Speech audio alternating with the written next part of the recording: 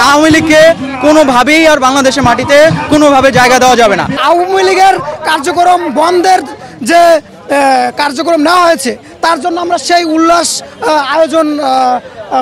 আয়োজন করেছি, যেখানে 2টা গরু, 1টি ছাগল কোরবানি দেওয়া হয়েছে।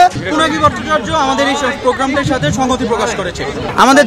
আমাদের দাবি, আমাদের আওয়ামী লীগকে সম্পূর্ণরূপে দেশ থেকে নিষিদ্ধ করতে হবে।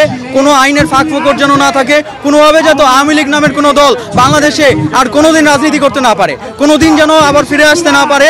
আওয়ামী লীগকে কোনোভাবেই আর বাংলাদেশের মাটিতে কোনোভাবে জায়গা দেওয়া যাবে না, এটাই আমাদের দাবি। আওয়ামী লীগের নিষিদ্ধের দাবি আমরা জুলাই এর পরে উঠেছে, যেটা আওয়ামী লীগ পরিপূর্ণভাবে নিষিদ্ধ হয় না বাংলার মাটিতে, তাদের কার্যক্রম নিষিদ্ধ হয়েছে, কিন্তু আইনি প্রক্রিয়ায় আমরা আওয়ামী লীগের নিষিদ্ধ চাই এবং আওয়ামী লীগের কার্যক্রম বন্ধের যে কার্যক্রম নেওয়া হয়েছে তার জন্য আমরা সেই উল্লাস